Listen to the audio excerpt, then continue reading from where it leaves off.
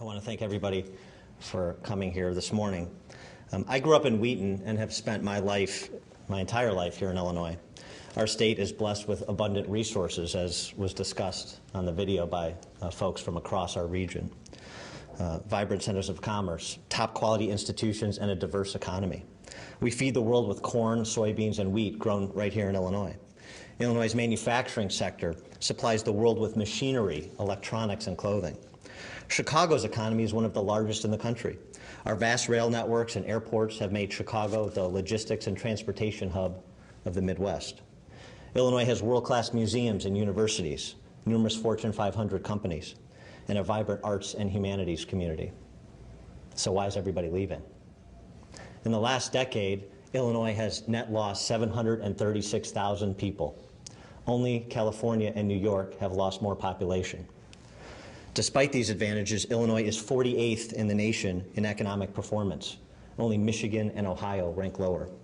Despite these advantages, 175,000 Illinoisans in the private sector lost their jobs last year, and just last week, Illinois' unemployment rate topped 10%, the highest in 25 years.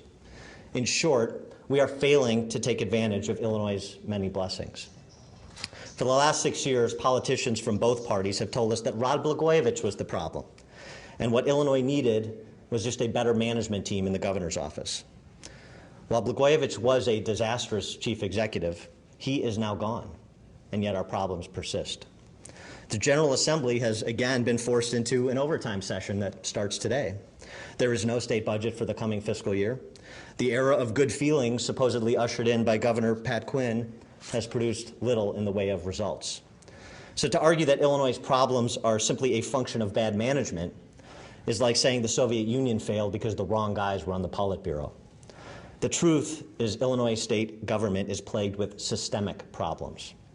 So now those same politicians from both parties attempt to explain away the ongoing corruption and incompetence rife in state government by telling us that the real problem now is that the system is broken, that Illinois is broken. But Illinois isn't broken.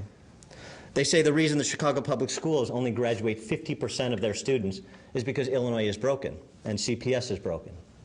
But CPS is not broken.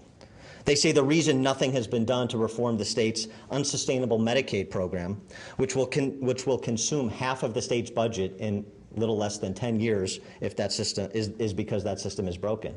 But Medicaid is not broken.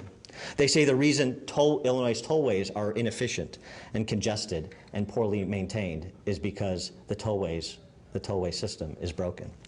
But the Toll Highway Authority isn't broken, and neither is Illinois. Illinois isn't broken, it's fixed. When something is broken, it does not do what it is intended to do. But these government systems, our schools, our healthcare, our transportation, are in fact doing exactly what they are intended to do. They create dependent and dependable voting blocks that sustain and advance the political careers of those in charge.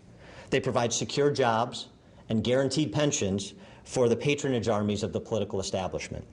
These systems are not designed to produce efficient, responsive government or provide services that improve the quality of life, and they don't. Illinois isn't broken, it's fixed. Who benefits from these fixed systems? The Chicago Nine, as I like to call them. Those would be the 9 Chicago Democrats who live within a few square miles of one another, who control $70 billion worth of government and 125,000 public sector jobs in this state. They are the great protectors of the status quo because their political power is derived from the public sector unions and other dependents of state government largesse. This explains the great paradox of Illinois politics. Systems that no one in power wants to defend, and yet no one in power wants to change. No one wants to defend these systems, and no one wants to change them. That means somebody's interests are being served. The Chicago Nine want us to believe that they just arrived on the scene, that they are as shocked and appalled as we are as what's been going on in Illinois. The Chicago Nine want us to believe that they did not support Rod Blagojevich, but they did, twice. The Chicago Nine want us to believe that they did not turn a blind eye to the Blagojevich administration's corruption and shady dealings, but they did for 6 years.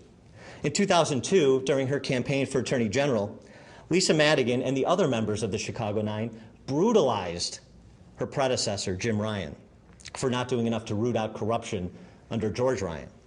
They accused Jim Ryan of being asleep at the switch, or worse, when it came to corruption in George Ryan's administration.